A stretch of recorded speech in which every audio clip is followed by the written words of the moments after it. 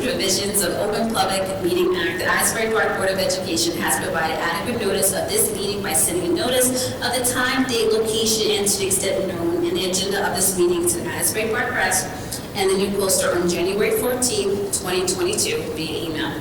Copies of this notice has been placed at the Administrative Building, Buildings Board, District Schools, Asbury Park Municipal Building, Asbury Park Police Department, Infield, and filed with the City Clerk on January 14, 2022.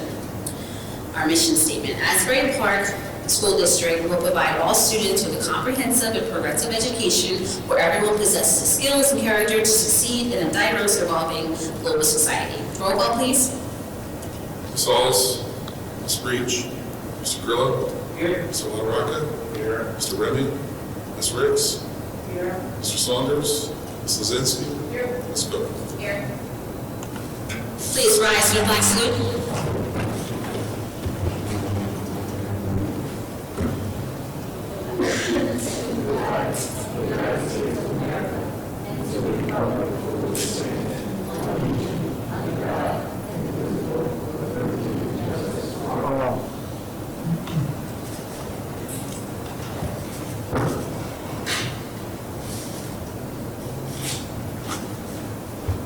At this time, we'll start with committee reports, and I'll start with athletics. There was not much to report on it, besides going over the reappointment of coaches, and also homecoming is October 7th. Keep that in mind. Dominic? Finance Committee met.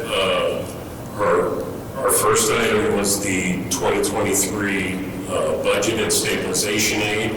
There's a scheduled meeting on August 3rd with the county to discuss the application process for stabilization aid.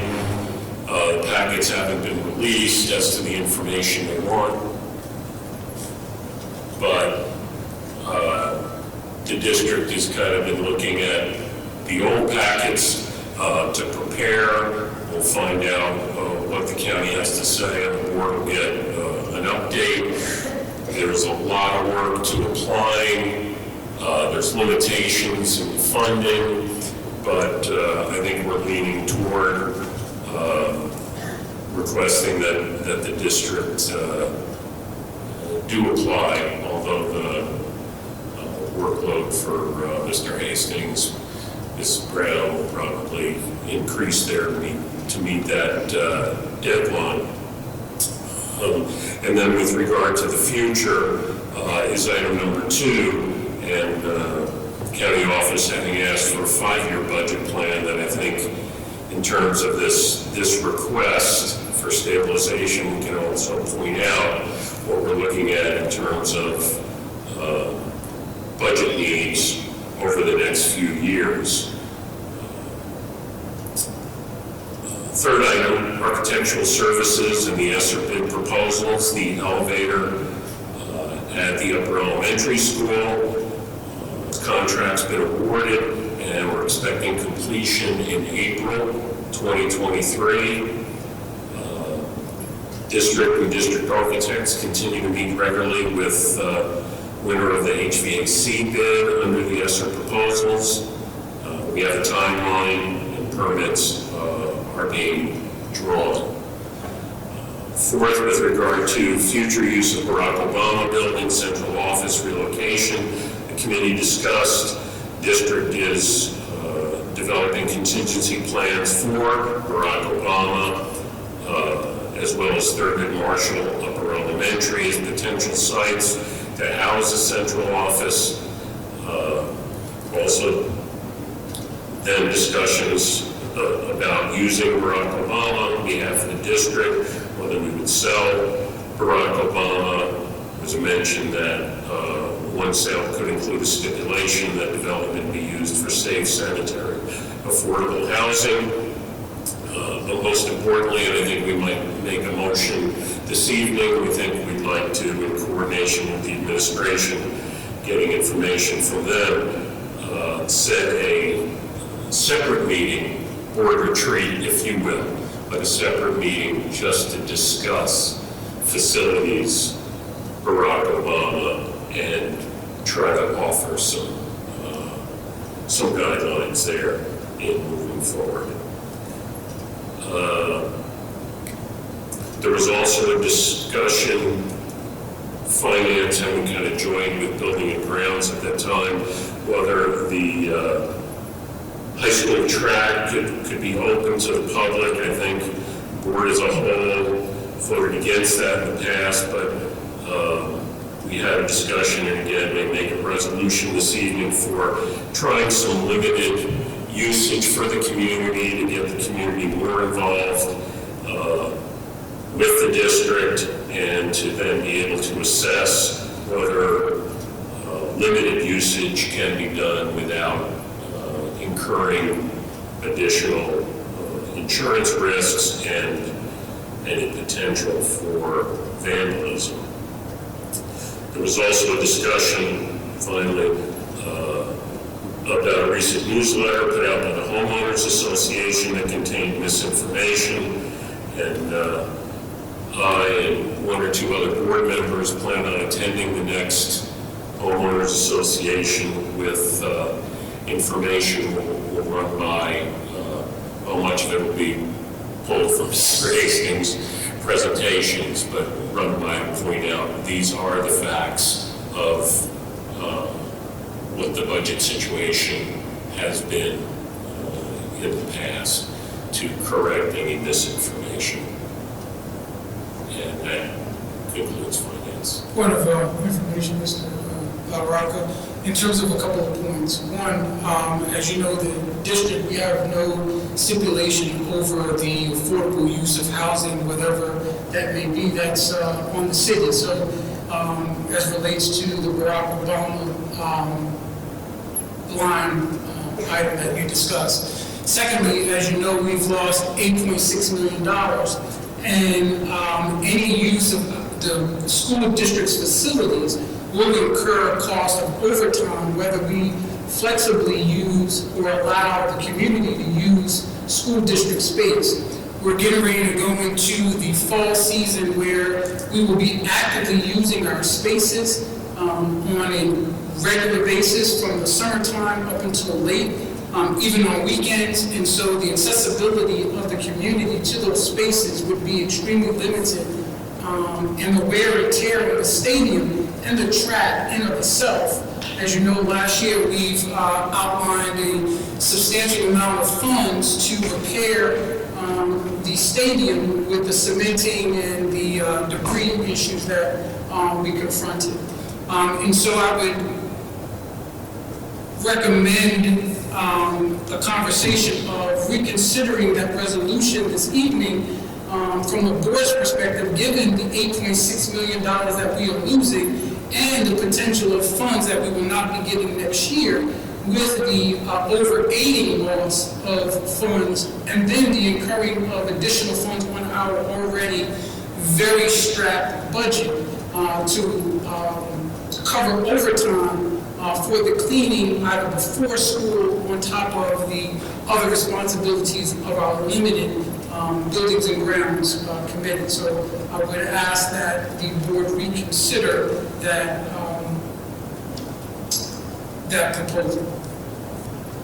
I just have one question. We don't have cameras out there, right? I would caution the district or the board members from discussing anything related to placement of cameras, existence of cameras, and security measures that may be utilized anywhere within the district in a public forum. Certainly we can. Well, maybe my question is there ample security in that area to make sure the public is safe without, if they open it up, there's nobody there. That's the only concern. And to the extent we're going to have that discussion, I just suggest that we do so in closed session. All fair questions, I just think that it should be done in closed.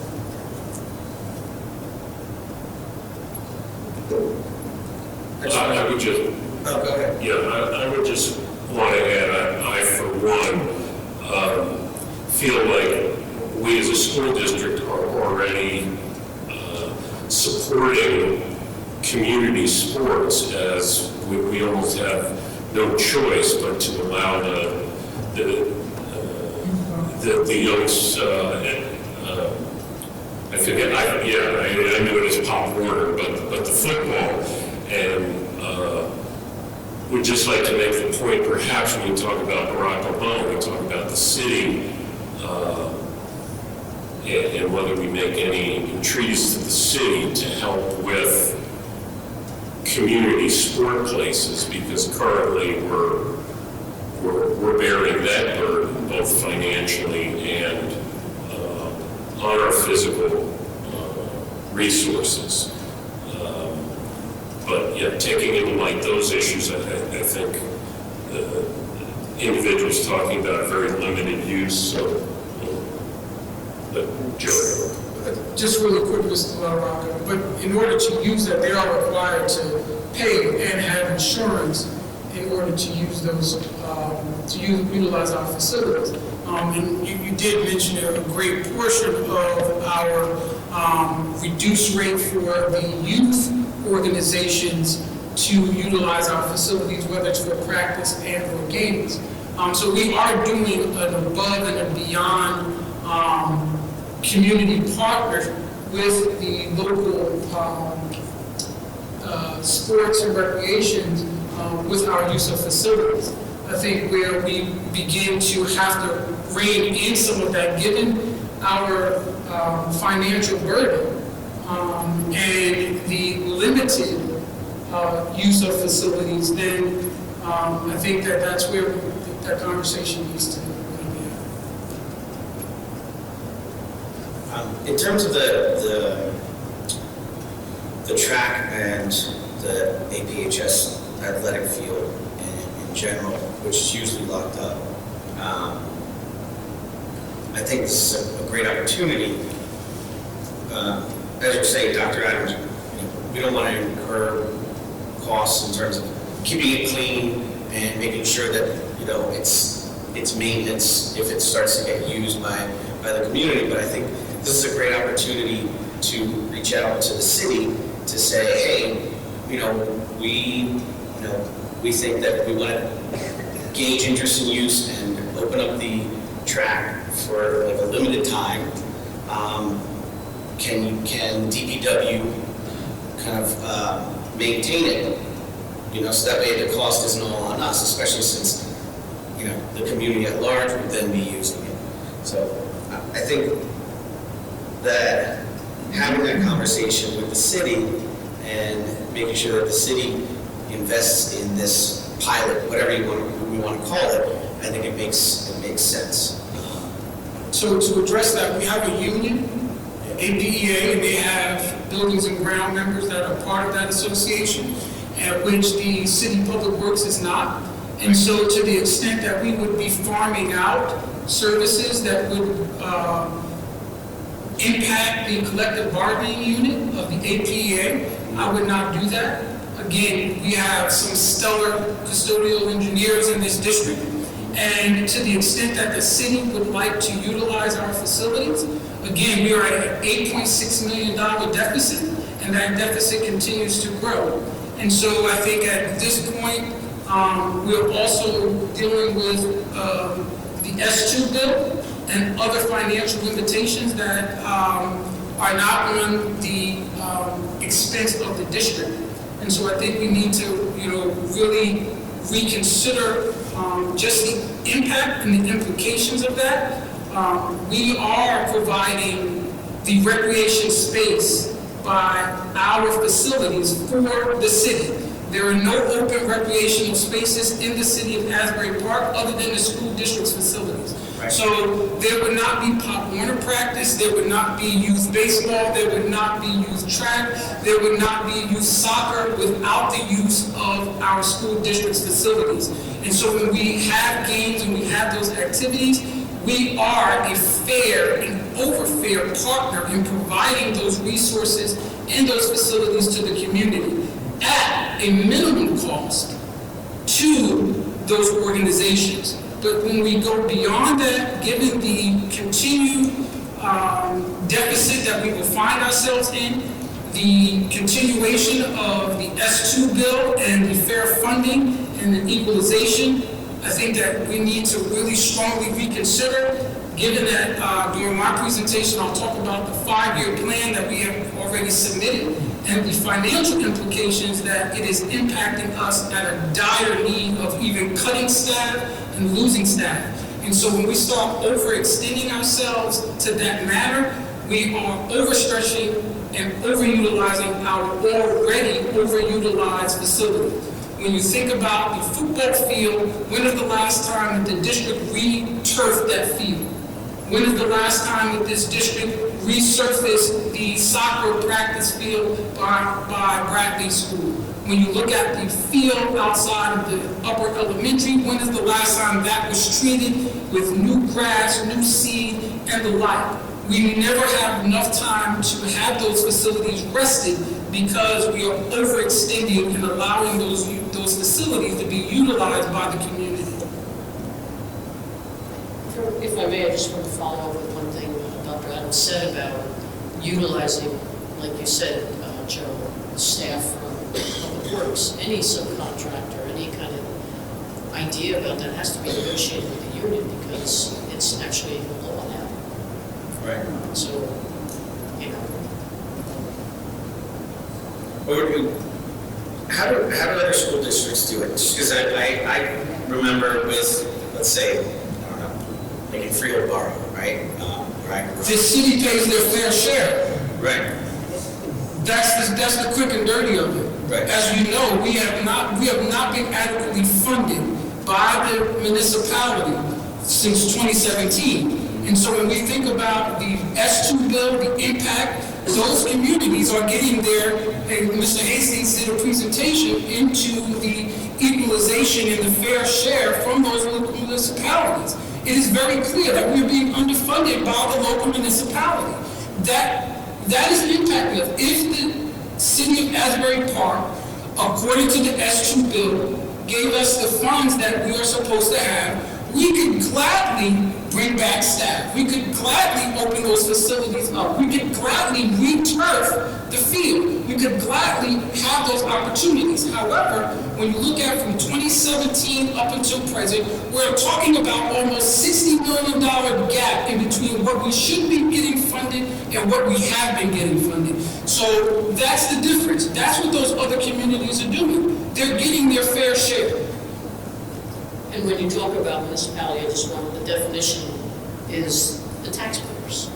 Right. Because we haven't raised taxes. We weren't doing it because we had plenty of money. Yeah, So I that's was. the other issue. Right, I was looking at, maybe Freehold Borough isn't the right example. A lot of because other it's- districts have, it's municipalities have another- facilities, like if you look Right, at right, Neptune, but there are other- Ocean, they have facilities all over their community because they have land.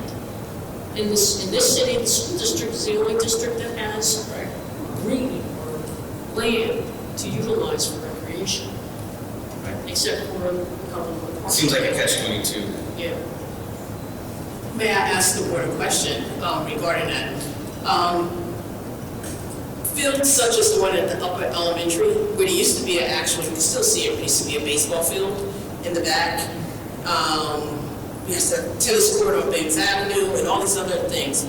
If other organizations were to come together and help you refurbish or do whatever it is to make those things, usable, and would the community be able to utilize it, even though some of them are somewhat attached to the district's property? So we've been approached by the tennis organization. Asbury Tennis Initiative. Yeah, okay. So, that's the initial one that comes to mind. We have to think about the student use first, right? Because when we think about, are we doing this for the community or are we doing this for the students? And at the end of the day, this is not a resort town for students. The students live here. So if we don't have an overabundance, maybe I don't know, but maybe you all can enlighten me. What was our tennis team's record last year? Well, as you know, Oh, wait.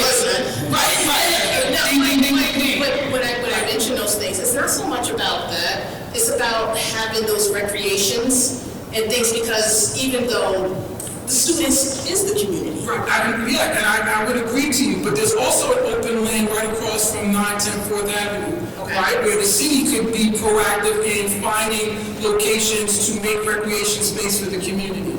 This, in my view, as the superintendent, and dealing with COVID, dealing with post-COVID, dealing with laying off staff, dealing with the impact of the S2 bill, the recreation of this district, the priority for me are our students and our athletic programs.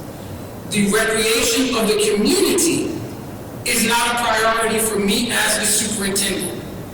So that will not be a focus in terms of other community partnerships coming in. The YMCA is a formidable partnership for the community to look to do. But when we start talking about the loss of funds that we have incurred this past year, $8.6 million, and since 2017 up until present, almost $60 million in terms of the S2 deficit, we're talking about how that impacts us as a school district, how that impacts us as a user facility, how that impacts us retaining, supporting staff, all of that. And so when we start thinking about athletics for me is about promoting and producing student athletes and giving them a pathway to college and some of the life skills that athletic gives them.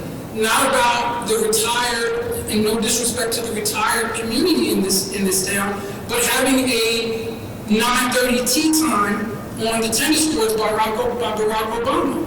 That is not a priority for me. We are losing out on a lot of instruction here in the district, and when I think about the resources that we are lacking and the over expenditure of funds that we will have to incur as a district to provide those resources to the community who have yet to engage in a real hard conversation about the increases of taxes in this community, to me is very troubling.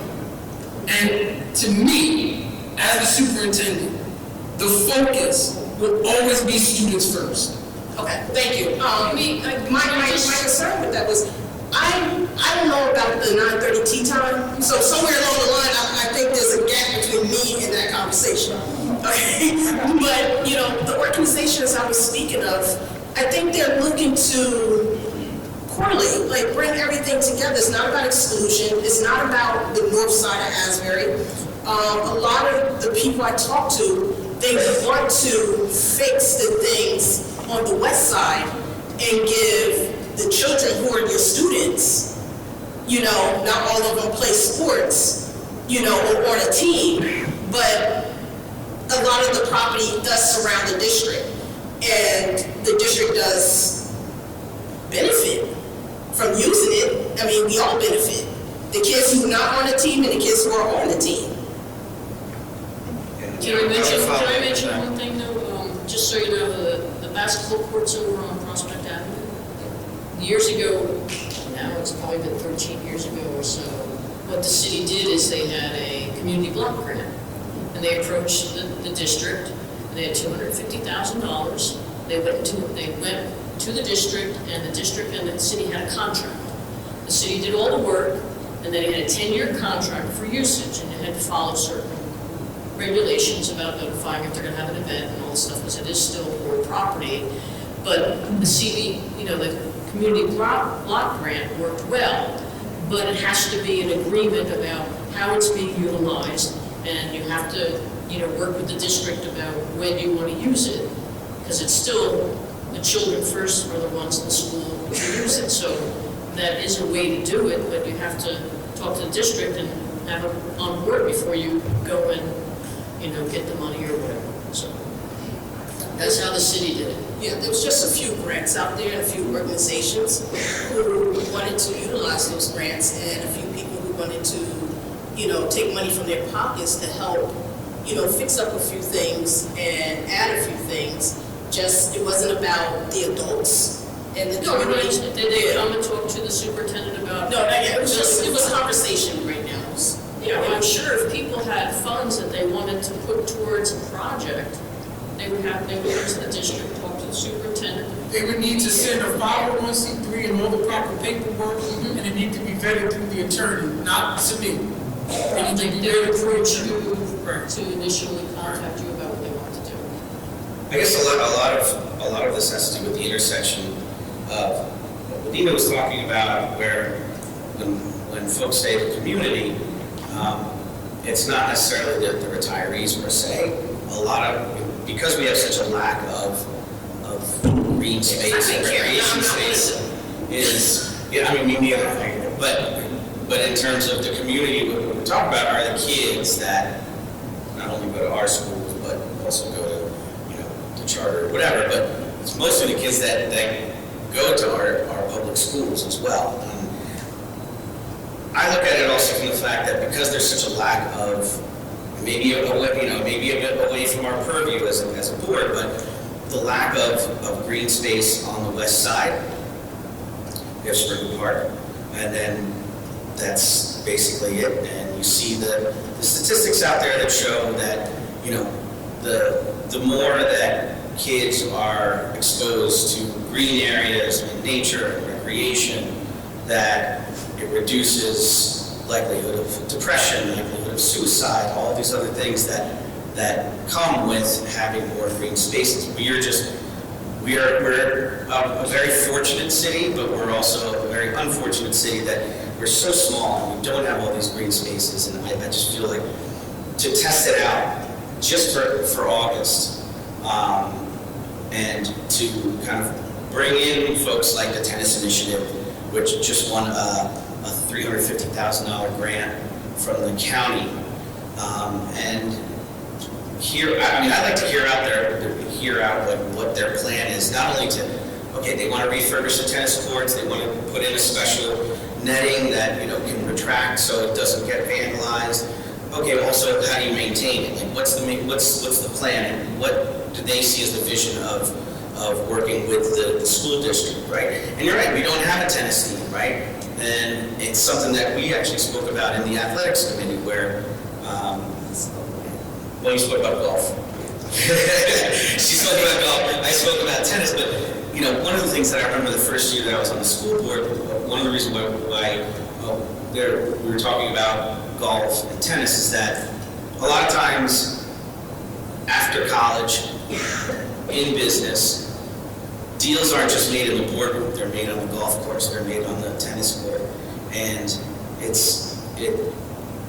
at least my personal opinions, I feel that those are life skills that our kids are going to need if they go into the business world, if they go into just the professional world. I would just like to see how it would work out, and try a trial basis just for August to see how that would work out for the track. If it doesn't, it doesn't. And then with the tennis court, I'd like to start more. Mr. Garillo, you also need to understand the track. Right now, we're getting ready to walk into the heart of football season for the high school. And I'm a person that uses analogies. Right now, the house is on fire, and we're having a conversation about their dishes in the sink. The house is on fire. We're losing money. The house is on fire. We're having a conversation about the dishes in the sink. I think all of these conversations need to be tabled in terms of limited use, and there is, again, we have and continue to overextend our facilities to the community through the youth sports programs. Students are first. I'm not going to get into the semantics on how and what it will be utilized for adults.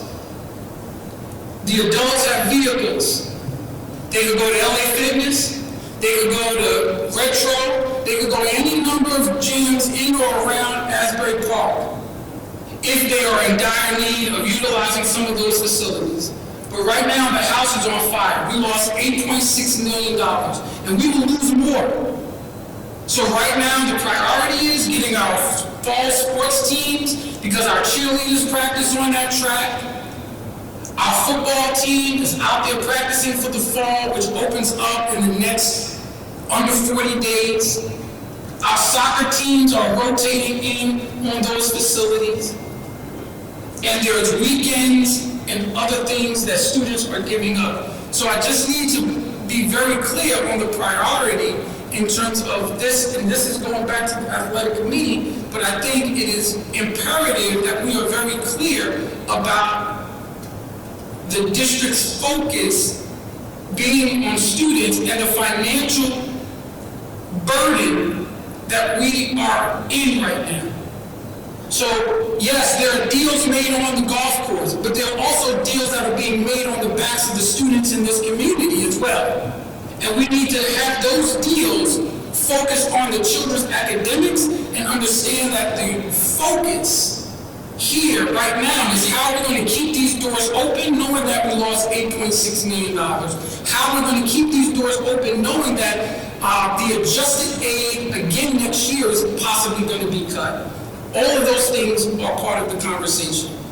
I respect that completely, Dr. Adams. I think it's a false analogy to say that because the house is on fire, or that the house is on fire, and we can't look at the little things as well, because then why are we even voting on field trips? Why are we voting on any of the other things on the agenda as well? Because that's for students. I'm not, please let me finish. What I'm saying is that, like, I would like to hear out the tennis initiative.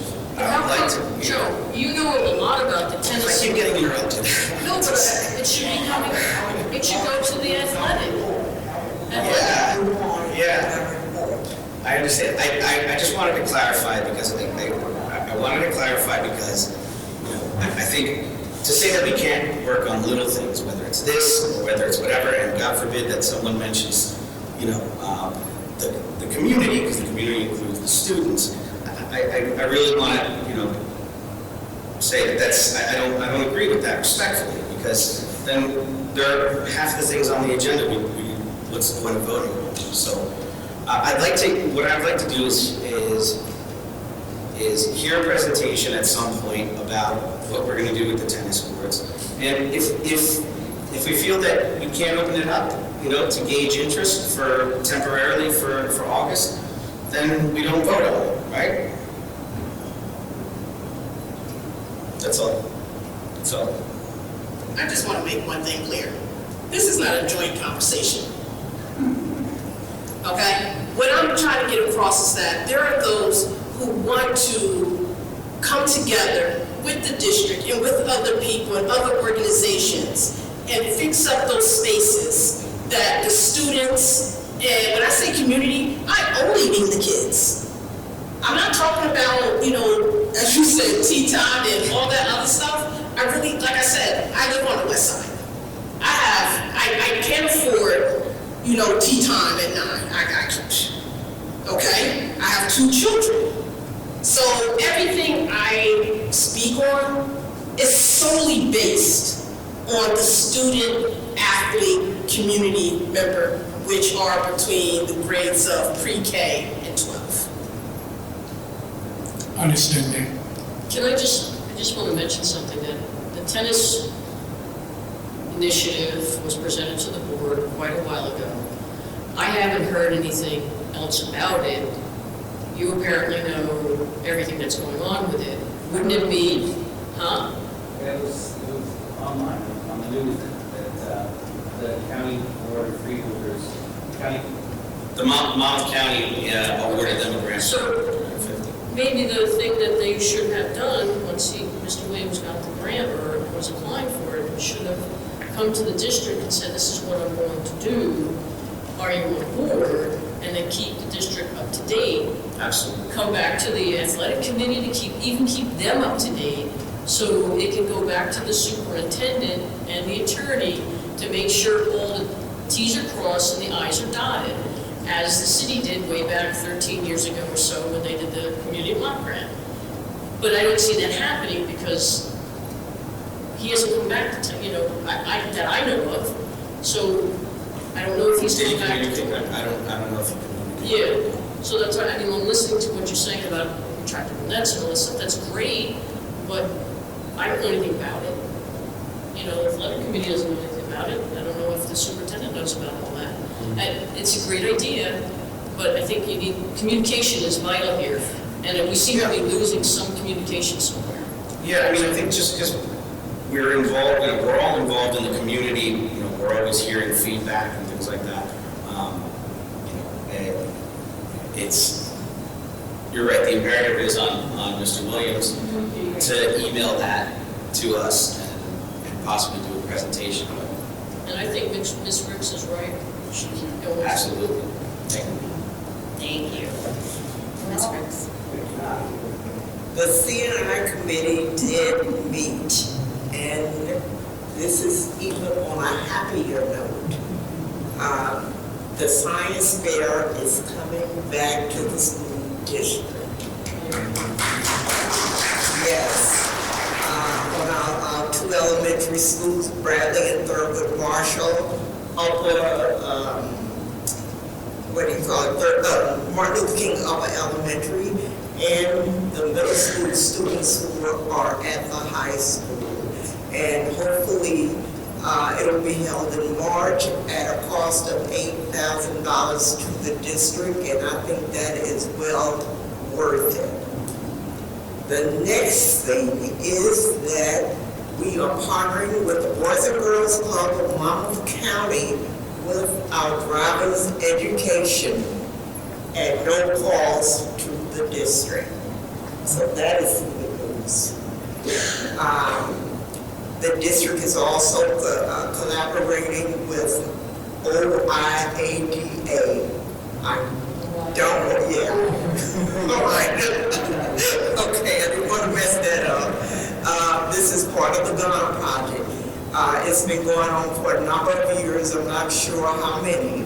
The project is to discuss climate change and civics for grades 7th and 8th at a cost of $43,000. We also discussed the revised curriculum to reflect the science dimension program in physics, chemistry, environmental science, forensic, honors chemistry, and we will also include climate change and global warming with that. And very last thing that I have in terms of what the committee discussed is development and submission of the Individual with Disability Education Act, known as IDEA, for this school year, this coming school year. And also, we did not discuss this, but I'd like to add that I thank Dr. Adams and Mr. Ruiz for sending to me. I know sometimes I can be a little pain in the butt, but I appreciate you sending to me the academies. As I count them, we have 4 academies. We have the Allied Health Academy, and we have the Law and Public Safety Engineering Academy.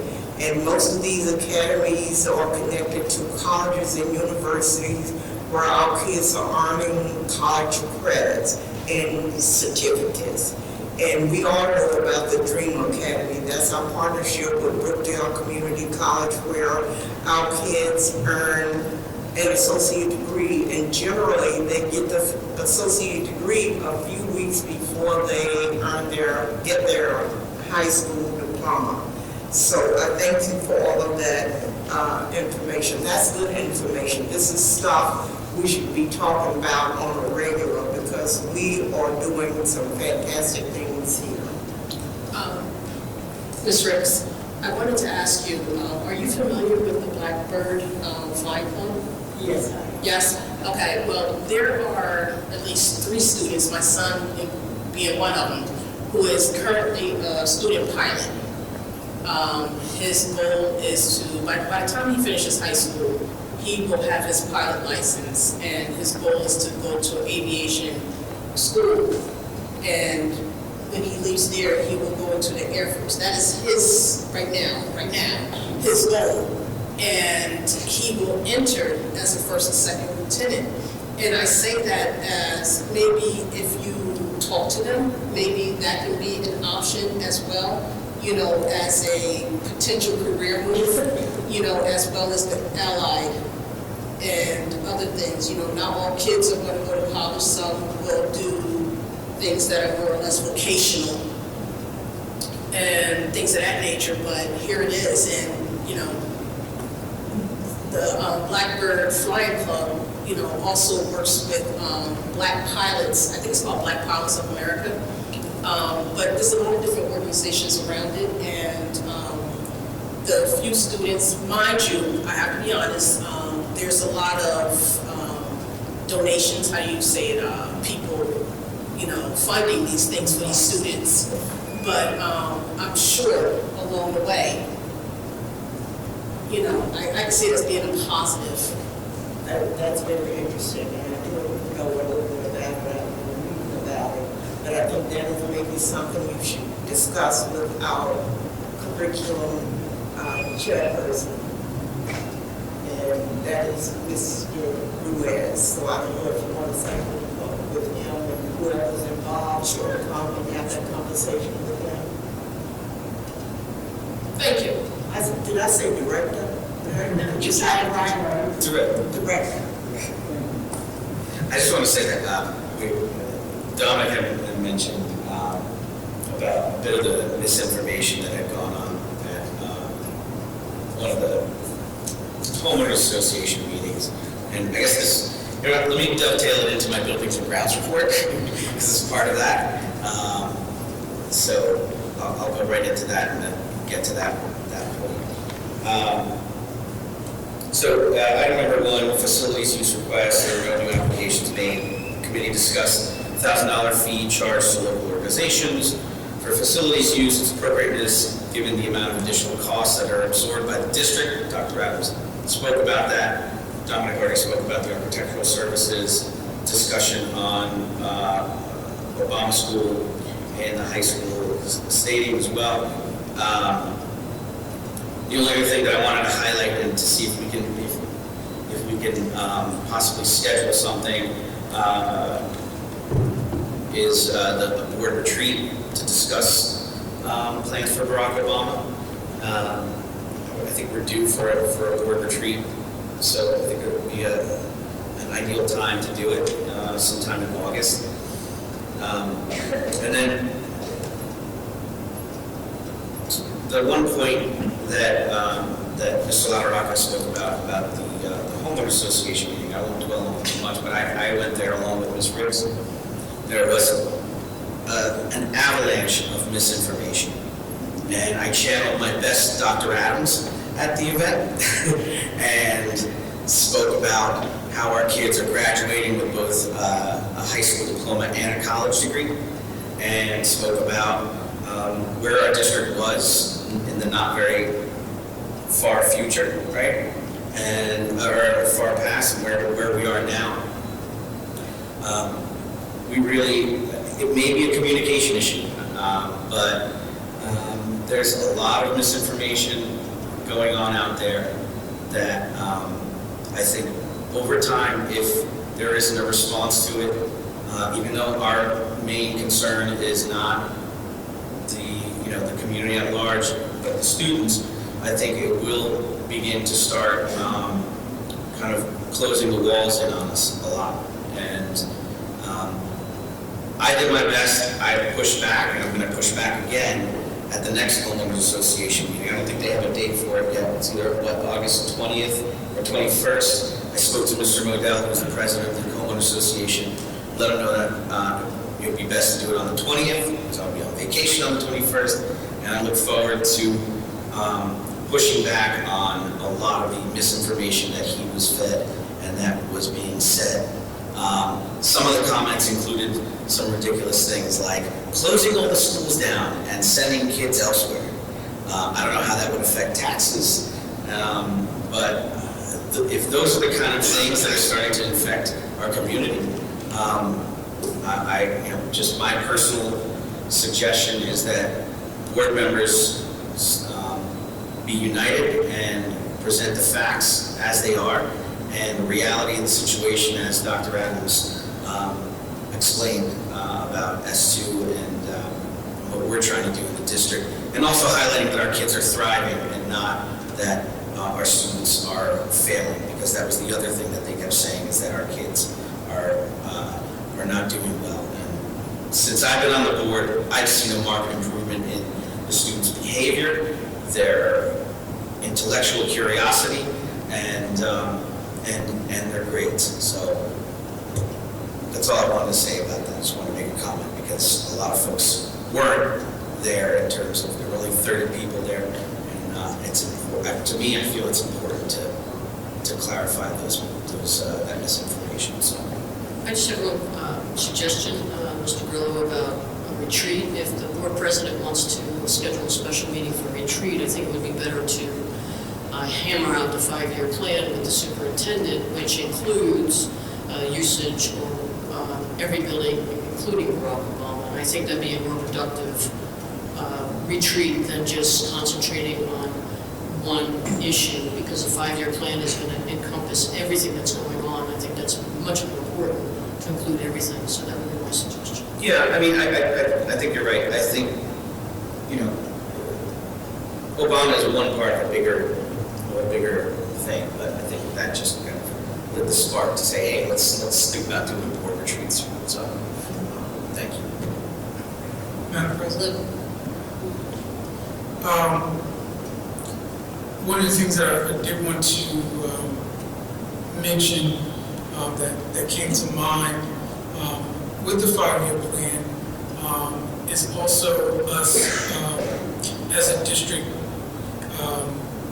And I did have conversations with Madam President and Vice President regarding the Homeowners Association in their last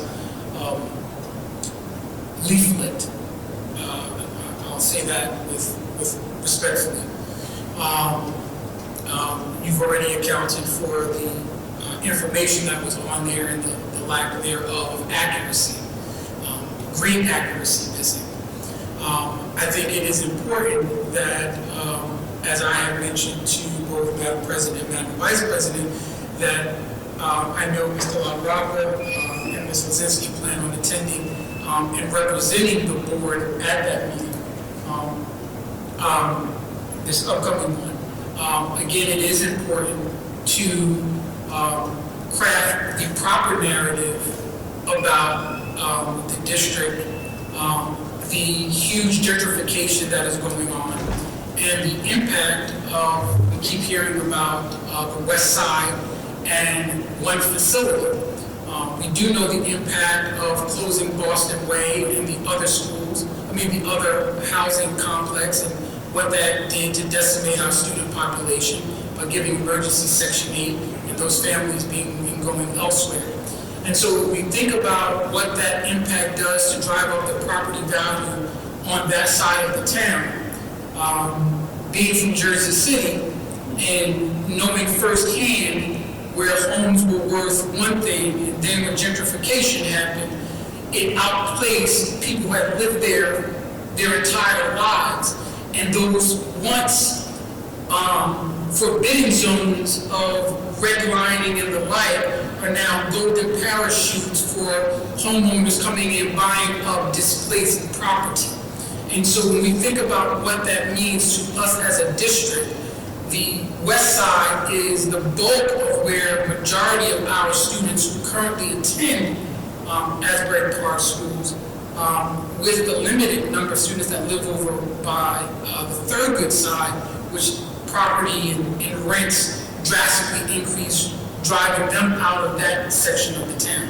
So I think we need to be very clear when we think about the housing, the gentrification, the marketing, and the other commentaries that are being had at this house, the Homeowners Association, regarding the impact on the everyday working families, even the seniors who live in already subsidized rent-controlled places. And I don't think there's much rent control in Asbury Park, which would help to stale off some of that. But I think that that's a huge conversation going back to the funding and the loss of funding that we are having in this district, connected to S2, connected to the long-standing funding and the proportion and the contribution that the district should be getting.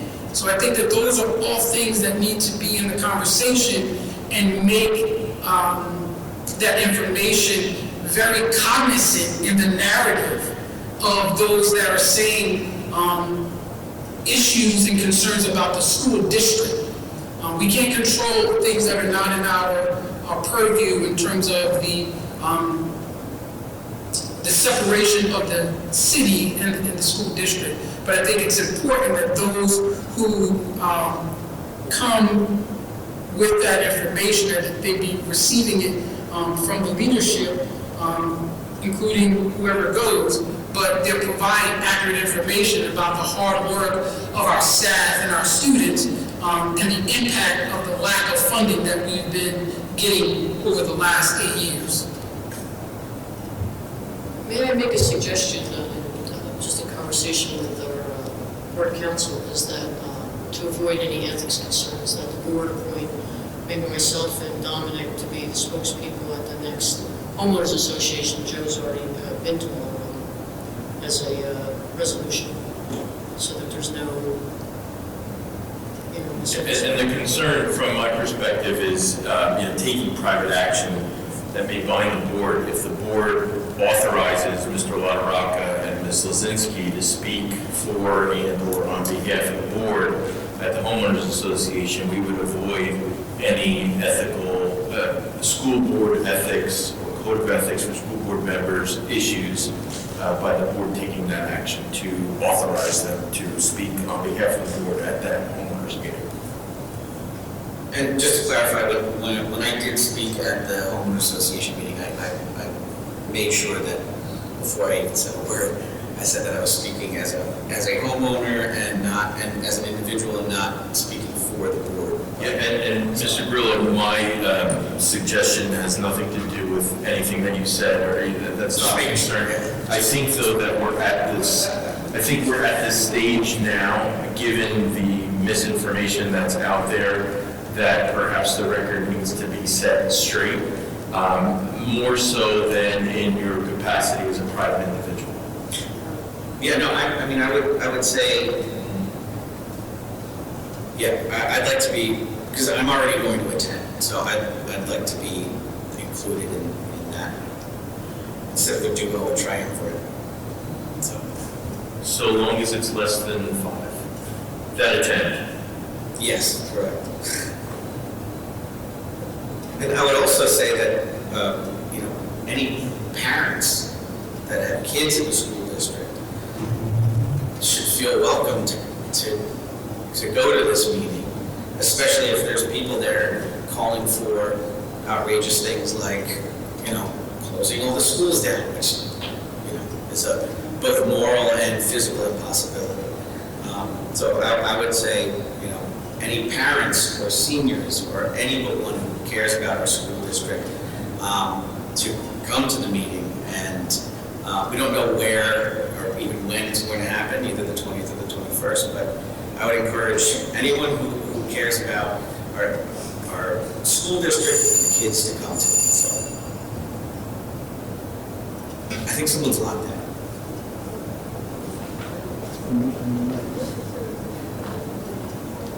You got it. Ladina, Keating Wilson. I'm kind of lost on here. You had to know if Barbara had wanted to. Sorry. Otherwise, I'll. Making a note. There's quite a few policy and regulation guides that are on this agenda. A lot of them are revised, mandated. Some are just revised according to new laws or things that are wording that has come about. There are some that have been eliminated because they're no longer useful because they've been replaced by other wording and other policies. So other than that, if you get a chance to take a look at them, second reading will be next month.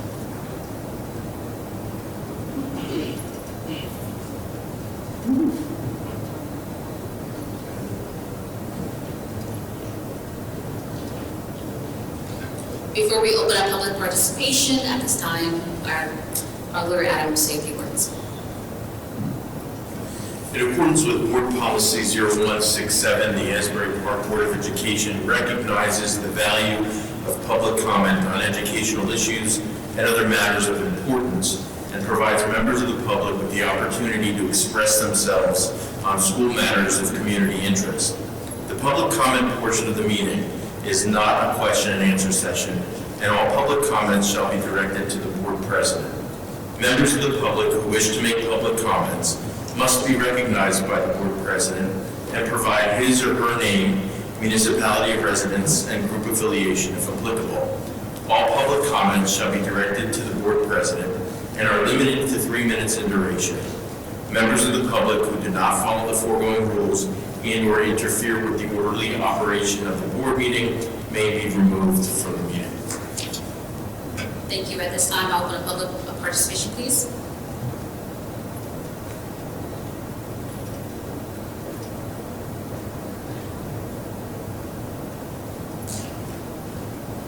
Okay, at this time, I'll close public participation.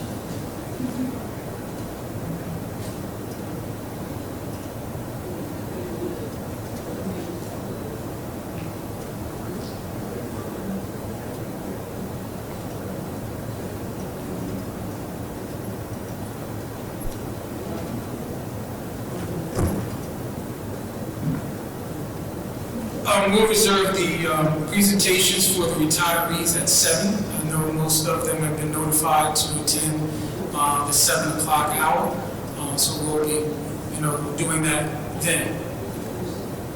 I'll make a motion to close the work session.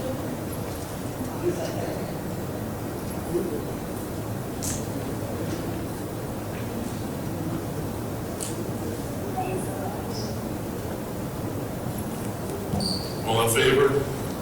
Any opposed?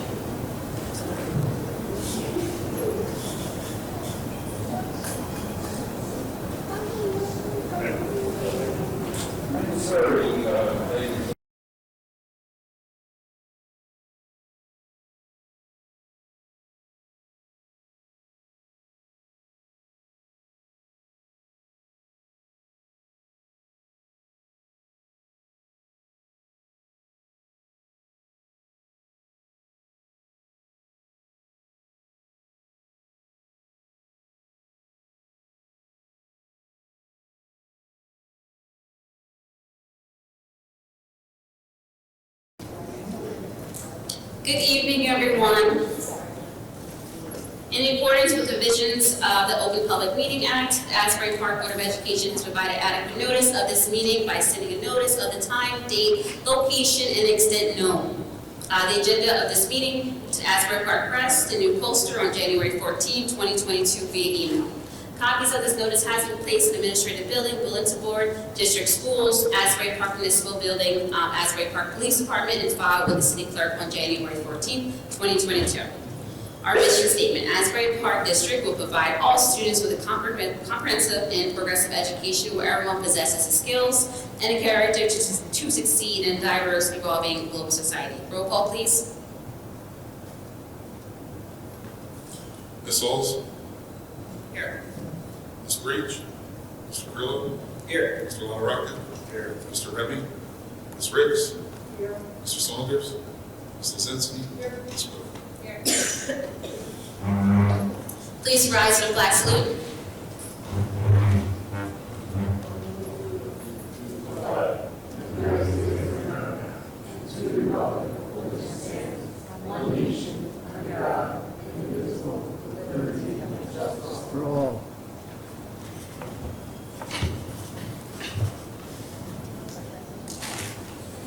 Good evening, everyone. Can you hear me, sir? Yes. Okay, good evening. This evening, I wanted to start off with the recognition of our staff members that have retired. I want to call off some of the names, but I would like the assistance of Madam President, Madam Vice President, as I call off some of these names. I'm going to go to the podium, if you would mind joining me. We do have some who said that they would be here, and some that indicated that they would not, but I still want to read their names into the record and recognize them for their years of contribution.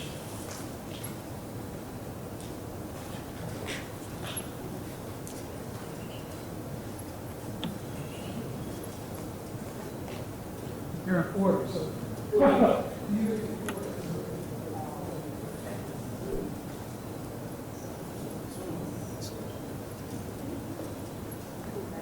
So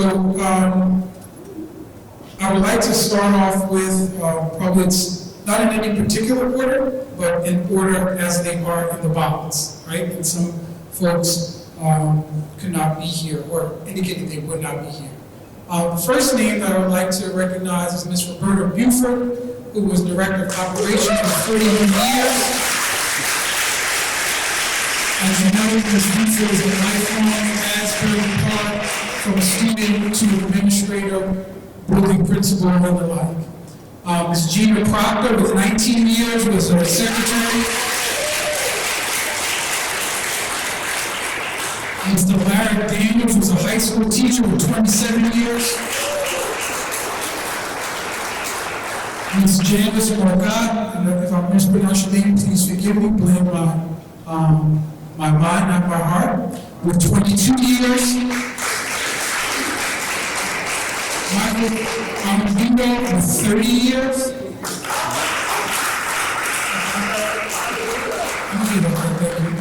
Robert Austin, 35 years.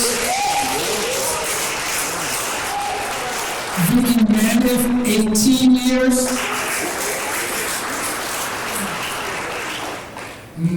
Mary P-I-C-C-I-C-C-A-C-O. Pichacano, thank you. Ding, ding, that's right. Okay. Anna Marie Graff, our supervisor with 18 years. Christine Underwood with 29 years. Mr. John W. Washington, custodian with 26 years. Come on up. Come on up.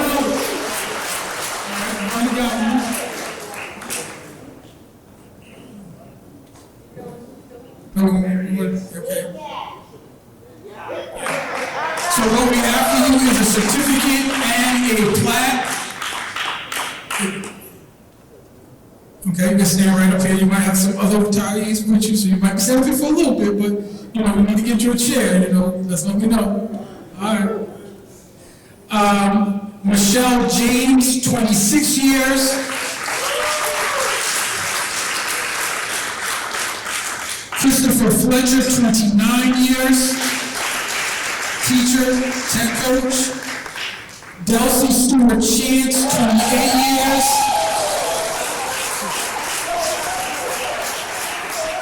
Come on down, you're the next contestant. Get that certificate. Throw it in the alarm clock. There you go, there's your certificate and your last name? Miss Manis, come on up. 18 years.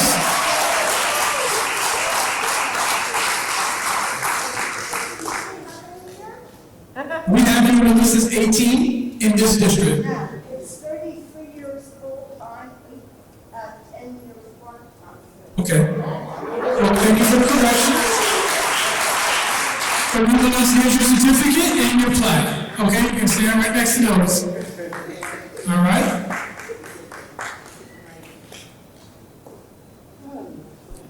Make sure picture with benefits got you right. All right, that's all that matters. All right, that's all that matters. Our record's gonna be wrong. Make sure picture with benefits got you correct. Okay? Because trust me, if it's 33, make sure they got you in the system. All right? Miss Lisa Spiegel, 25 years. James Kelleher, 22 years. Again, teacher. Bertha Spalding, 27 years. Miss Mary Fimiano, nurse, 30 years. Miss Spalding, there you go. Come on, get your certificate and your flag. Thank you.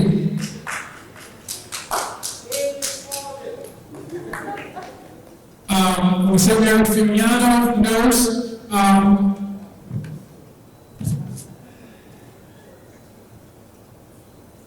We have Miss Kathy Baumgartner, principal, 19 years.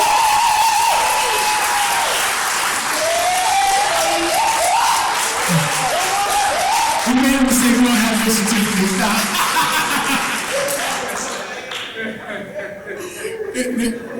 All right, there's your, right there. Miss Shannon Grayson, teacher, 25 years.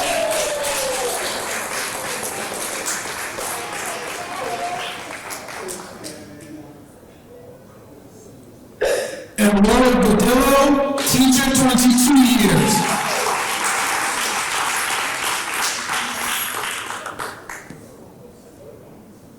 So, retirees and those who are on the list and those who came in person,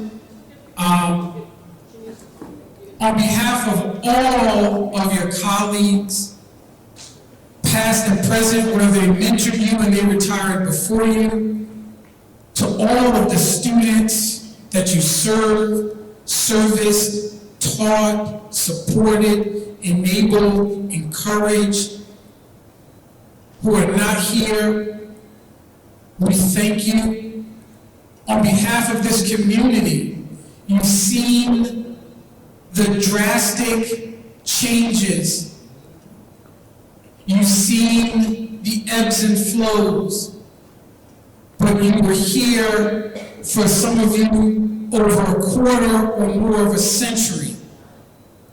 That's not including the countless hours that you did double time, parent-teacher conferences, prepared report cards, wrote lesson plans, stayed after and consoled, wiped tears, wiped snot, wiped blood, did the whole thing, cleaned, prepared. All of those things, there are no words that can say how much we appreciate what you've done and the lives that you've touched. You have made a difference in everyone who you've come in contact with now and those in the future.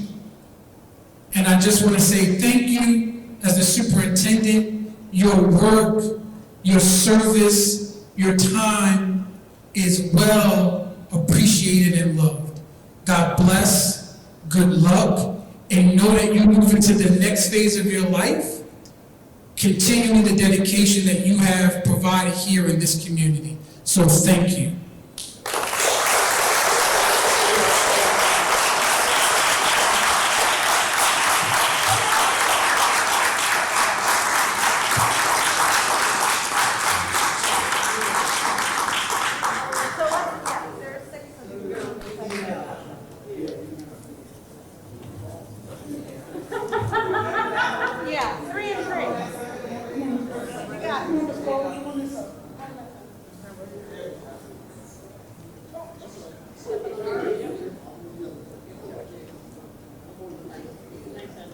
No alarm clocks.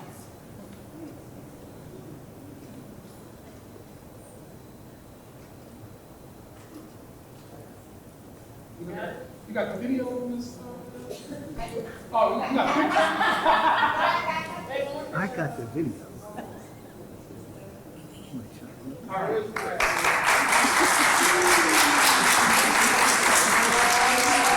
I got the video if you want it. Yeah. Dr. I'm a little disturbed. So I'll make about what we have, man, but again, like I said, if you have... Okay, we appreciate that. I'll make that, I made that known. Okay? Thank you.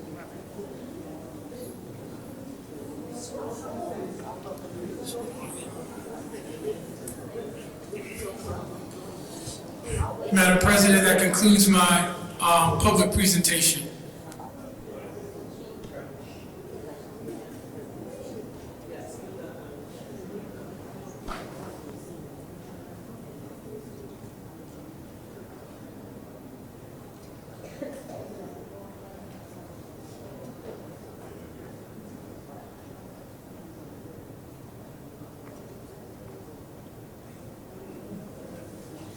Before we open up public participation, we're going to have a comment from our lawyer, Adam. In accordance with Board Policy 0167, the Asbury Park Board of Education recognizes the value of public comment on educational matters and other matters of importance, and provides members of the public with the opportunity to express themselves on school matters of community interest. The public comment portion of the meeting is not a question and answer session and all public comments shall be directed to the board president. Members of the public who wish to make public comments must be recognized by the president and provide his or her name, municipality of residence, and group affiliation if applicable. All public comments shall be directed to the presiding officer and are limited to 3 minutes in duration. Members of the public who do not follow the foregoing rules and/or interfere with the orderly operation of the board meeting may be removed from the meeting. Thank you, Adam. At this time, I'll open up public participation. Good evening, ladies and gentlemen of the board. My name is Bill Macklin. I'm a somewhat new resident here, having moved to Asbury about 4 years ago. This is my second meeting. Have a little familiarity with the business. I'm sorry, John, can you adjust his mic, please? Can you hear me? He's got you. There you go. There you go. Can you hear me? Yes. All right, my name is Bill Macklin. I'm a newer resident here, having moved here 4 years ago, and this is my second board meeting. I have some experience with the business, and let me add, first of all, my congratulations to the teaching staff who are retiring for a job certainly well done, and appreciate the recognition that the board has made of them. If I may be so bold, please don't misinterpret my commentary tonight, but there are a couple of things that I was responding to, listening to Dr. Adams and his comments. Quality of information starts with you. You as a board, you're concerned with public information. Misunderstandings, they're damaging to a school district, but the information begins here, so the more you provide accurate information, the less you're faced with a lot of misinterpretation and wasted time battling unnecessary issues. First of all, let me suggest that you put up your identification at a kind of heading on this document, so that these 90-year-old eyes really can't see the name tag, the placards that are in front of you, and I'm sure that's true for most of the residents that are seated back here. I think it would just be helpful if you identify the board officers and board members so that people, newbies like myself, would understand what's going on and who is speaking and what their job and assignments are in this important activity. And as I look through your agenda, there are some things I wonder why you don't attach. For example, you approved a calendar here, or are going to approve a calendar. Why can't that be attached to the agenda? I would look at the agenda as one place you can cut down a lot of the misinformation by including that there. And a question I had was, you rescinded an appointment. I'm not trying to get into any personnel matters, but why rescind the appointment? There was no indication. Was it clerical error, or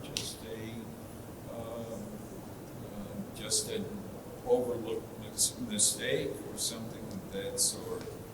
That would help. I mean, unless there's some personnel issue behind it. And your approval of the performance excellence group. Now, I know it's not a big expenditure given the millions you're responsible for, but you're spending $43,000 for staff enrichment of some sort. It deserves, I think, in my opinion, a few more words of explanation. What are they going to do? How do they affect the staff? why basically are you employing them? And I think that kind of information is, helps to cut down some of the misinformation that you're getting.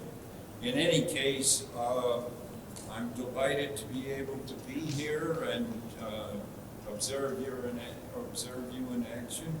I wish you a very fine, successful school year. Thank you.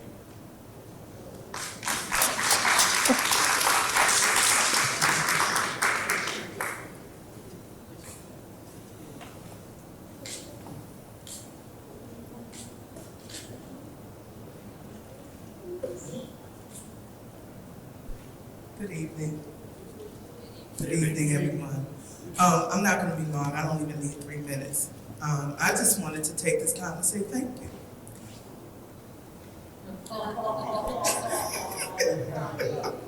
Don't do that. No. 19 years. This relationship has been like a marriage. You know, you have your good days, you have your bad days, and when you have the bad days, you don't want to stay married. So I've had those days where I got up in the morning and said, do I really want to go back there? But I came back, obviously, for 19 years. And I'm grateful. I'm grateful for everything that I received from this 19 years. The relationships that I've built, the students, and some staff who have become family. This has been life-changing. So, it took about 2 minutes, a minute. I just want to say thank you. And thank you for recognizing, Ms. Buford is not here. I spoke to her yesterday. She said she was coming, but I knew she wasn't. I knew she wasn't. But she's grateful as well. You know, she has her way. But she is. She's grateful as well. So that's it. Thank you.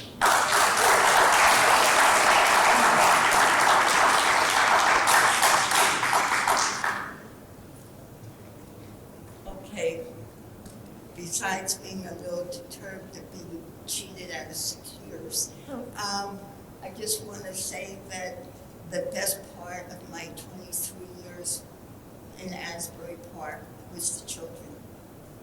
We don't give the children of Asbury Park enough of credit.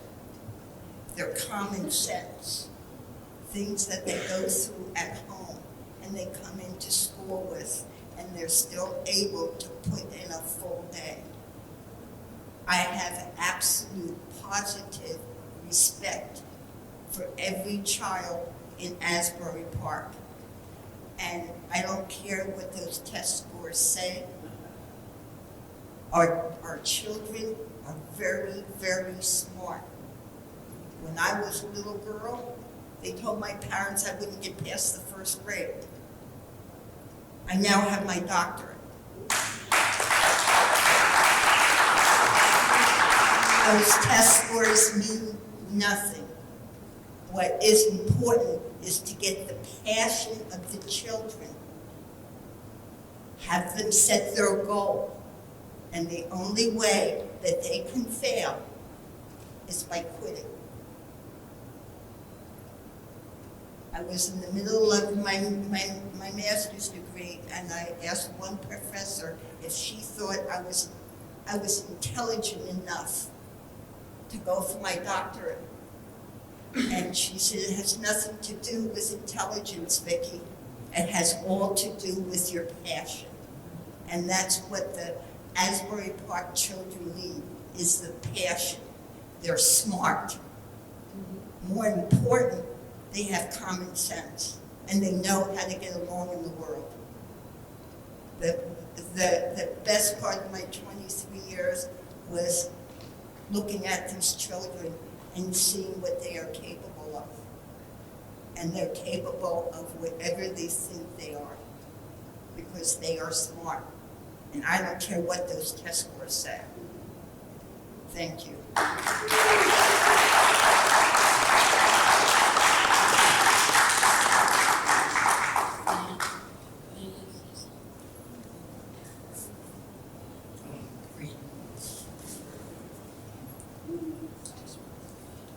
Kathy, before you leave, I would just like to thank you on behalf of the state. I've had almost every job in education at one time or another. I'm not sure what that says, and I have to say to you with all due respect that I think the hardest job of all, and no offense, but I was a superintendent for 27 years, is being a high school principal today.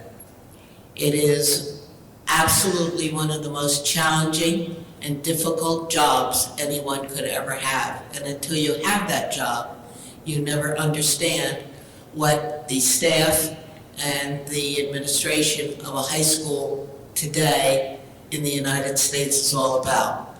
So I want you to know that although at times we haven't always agreed, there were other times we have, I've always respected the job that you've done. You've done it well. You've earned the praise and respect of your colleagues and certainly the students that whose lives you touched. Thank you.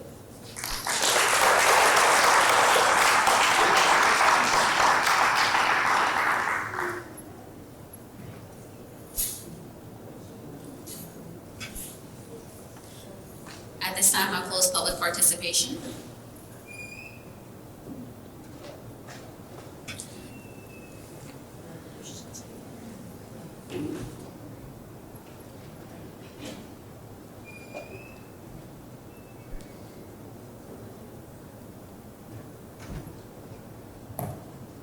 Superintendent report. This past Monday, we provided the county superintendent, Dr. Richards, with a 5-year plan. We'll await his review of that. We'll have that ready to be presented to the board at the next board meeting or within my weekly updates. We have a scheduled meeting on the 8th, so we'll be able to finalize and provide the final 5-year plan that will include everything from fiscal to academics to supports to every aspect of our district. And we'll look to make sure that the board has that information. It is, as I would say, fluid. It is and will be a document that is not necessarily upon board approval, but it will be for informational purposes. That concludes my report, along with the presentations.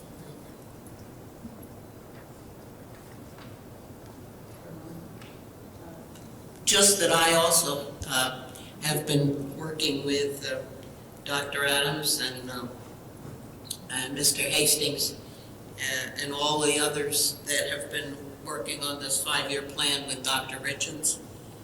As Dr. Adams indicated, it will eventually be shared with everyone. It's been quite an endeavor, so I'd like to thank everybody that's been working on it.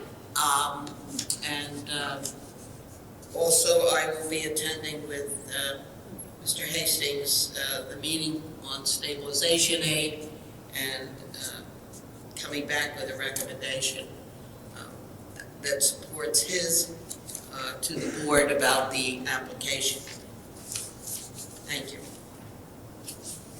One other thing.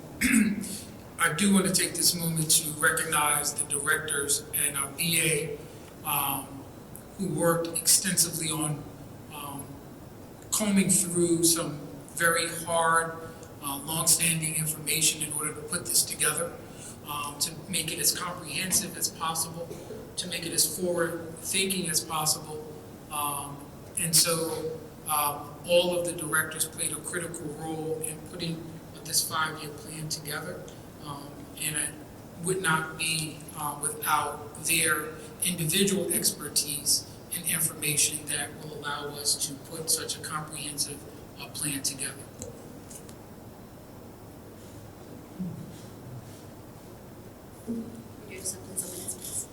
Thank you. I have a question. I'm not sure I understand what the board role is, as we've kind of discussed potential retreat on some big policy issues. Are those covered in the budget plan, or we deal with those after the budget plan, or let me just leave it as I'm not sure what the board function is here, if I can get. With respect to the 5-year plan? Yes, well, we were morphing toward having a retreat on, Ms. Lizinski mentioned on the 5-year plan. I was thinking we were just doing it more on bigger policy questions about facilities. So now I'm not sure what the board role is on what. I think those are two separate entities. In terms of the 5-year plan, it's more or less from my role as the superintendent in terms of how we would function and operate given the limitation of funds and or making programmatic decisions and the like. Again, like I do weekly, I give you weekly updates. That would be more or less for informational purposes.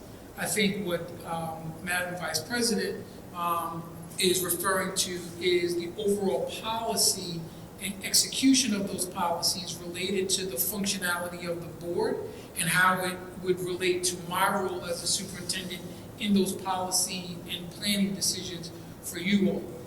If I'm mistaken, Madam Vice President, please, enlighten me. Yeah, I think that the board needs to talk about what their vision is and how they as an organization, a group, are going to approach everything, including what the facilities, the finances, your plan. It's something that we really need to talk about, because you need to be focused on what tomorrow brings, and what the next year brings, and understand how all these things work backwards. With every decision you make today, it changes a decision tomorrow, and I think everybody needs an understanding of where the district is going and the hurdles it has to overcome, and so that we all know what's going to happen in the future, how things are going to be addressed, the problems that can come up.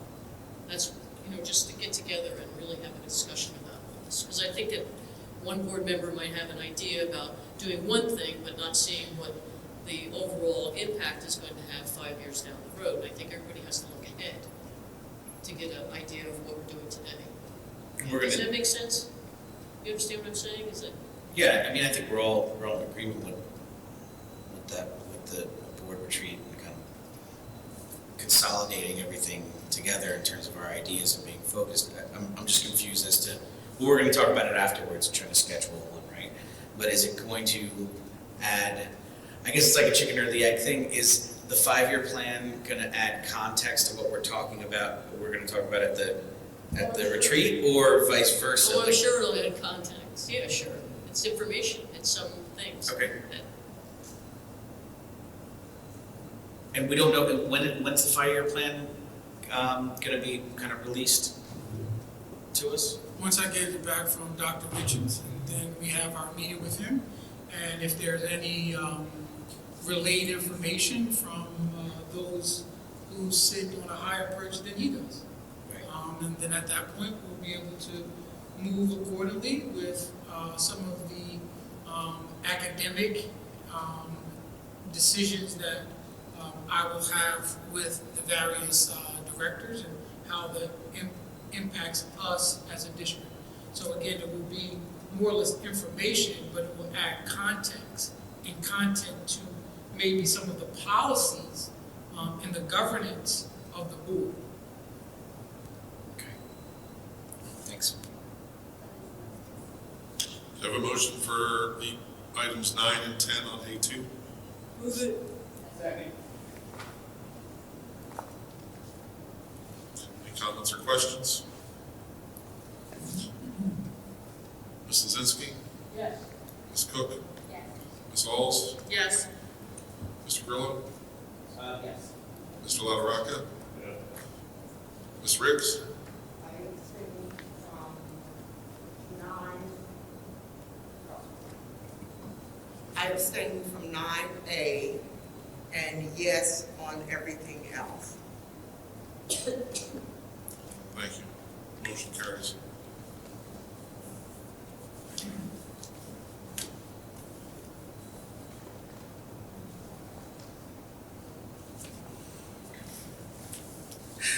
Madam President, I would ask for a consent agenda for all items on B. Dr. Adams, can I interrupt for a second? Yes, Do ma'am. we have to do the calendar separately, or do we just approve it? Okay, thank you, I'm sorry. No problem. Ask for consent agenda for all items on B1 through the addenda on B8.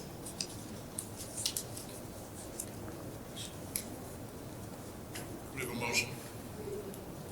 I'll move it. I just have a quick, little question about the calendar. Is it, when do we usually know when graduation is?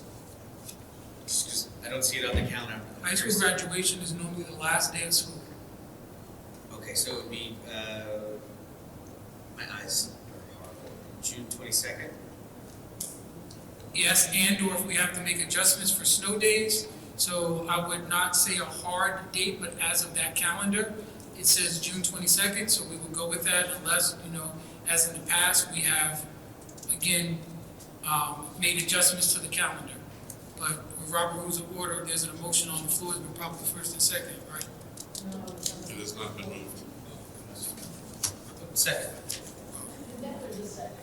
All right, so we have a motion on the floor for consent agenda B1 through B8. I need someone to move it. Thank you, Ms. Cook, and someone to second. I'll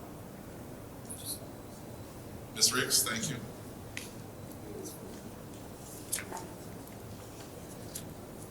Any questions, comments?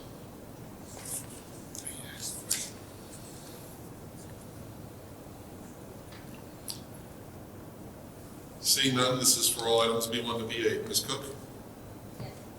Ms. Riggs? Yes, but I abstain from anything that have to do with awards. Thank you. Ms. Alls? Yes. Mr. Grillo?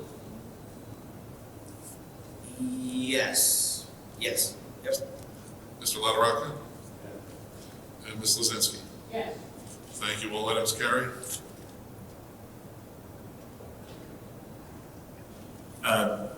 If I may, with regard to the resolution to authorize Mr. LaRocca, Mr. Grillo, Ms. Lozinski to appear and speak on behalf of the board at the Homeowners Association, I recommend that at this time someone make a motion for such authorization. I'll make a motion to authorize Mr. LaRocca, myself, and Mr. Grillo to be official representation for the board at the next Homeowners Association, which tentatively is this month in August. I second. Any questions, discussion? Roll call. Ms. Lozinski? Ms. Alls? Yes. Mr. Grillo? Yes. Mr. LaRocca? Ms. Riggs?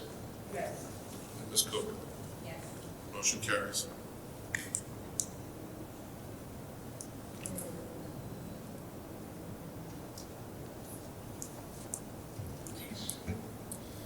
So whereas the Open Public Meeting Act allows the inclusion for discussion at the public portion of the meeting of certain matters as outlined below. Whereas the Asbury Park education was to discuss such matters made or will make such discussions public when proper conclusion has been reached. Now, therefore, by resolve that the July 28, 2022, at Asbury Park, New Jersey, for the purpose as outlined and described below, upon return, action may be taken. If someone could just hang on a minute before making a motion in a second.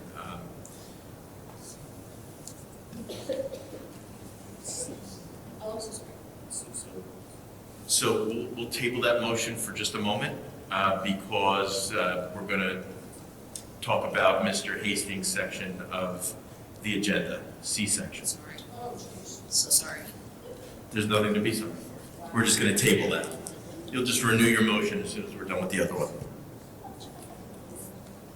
Thank you, Mr. Weiss. Could I have a motion for all items C1 number 1 to C3 number 4? Move it. Any questions or comments?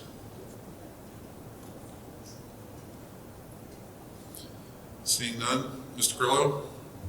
I'm going to abstain.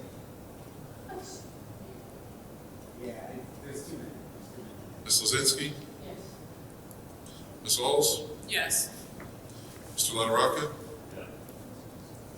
Ms. Riggs?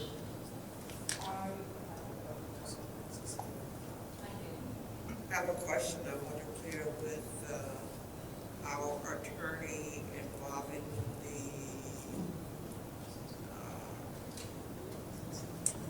number 2. C3, number 2. I believe that's something we need to discuss in closed.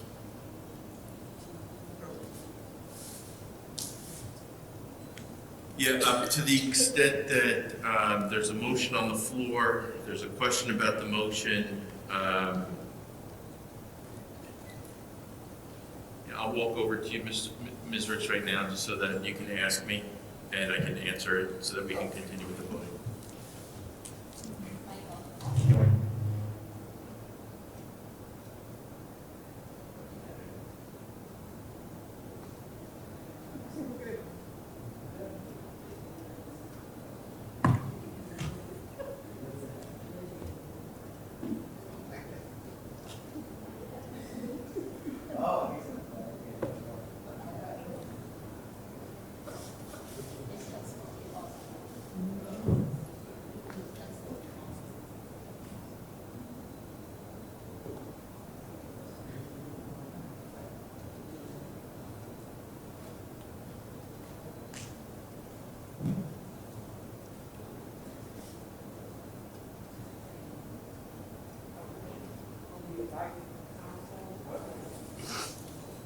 On the advice of counsel, I will abstain from 2 on C3.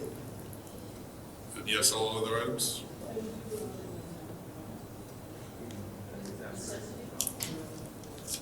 I mean, if I need to rescind my abstention and make it more, Well, we're already kind of beyond that right now, because there's already been, we're in a roll call vote situation. So we have to finish with the vote. So, Ms. Riggs, I have you yes on all items except abstaining C3 number 2. Yes. Thank you. And Ms. Cook? Can we invoke the doctrine of necessity for that? For the items that need to be. So here's what we can do. Someone can make that motion again to approve just that item, and perhaps the votes will turn out a little differently, and kind of see where it goes. make a motion to approve C3-2. And specifically, C3-2 is a settlement agreement between the Asbury Park Education Association and the Board of Education with regard to a grievance, just for those folks who are following along both at home and in studio. Second. Thank you. This is for C3 number 2. Mr. Grillo? Yes. Ms. Lozinski? Yes. Ms. Alls? Yes. Mr. LaRocca? Yes. Ms. Riggs? Abstain. And Ms. Cook? Yes. Motion's carried. Thank you.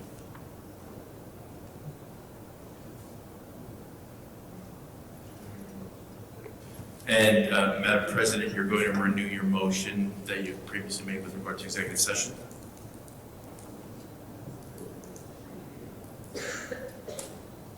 I'm going to renew my motion to go in exec with litigation of contract matters and personnel matters. I'll move it. Someone second. All in favor? Any opposed? Thank you. So for the members of the public who are here and those who are watching at home, the board is going to retire to executive session to discuss confidential matters. The board will not be taking any action inside executive session. At the end of the executive session meeting, the board will return to this room, and it's anticipated that action will be taken at that time. It's anticipated that the board will be in executive session for approximately 20 to 40 minutes. Thank you. Ms. Halls? Is there a roll call? Yes. Mr. Grillo? Yes. Mr. LaRocca? Ms. Ricks? Here. Ms. Lozinski? Ms. Cook? Thank you.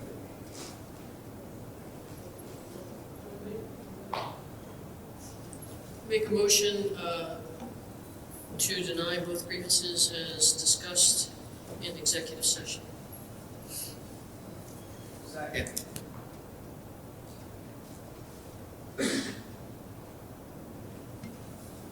This is to deny both grievances that were heard in exec. Ms. Cook? Yes. Mr. Grillo? Yes. Ms. Halls? Yes. Mr. LaRocca? Yes. Ms. Ricks? Yes. And Ms. Lozinski? Motion carries. Motion to adjourn. All in favor? Opposed? Thank you.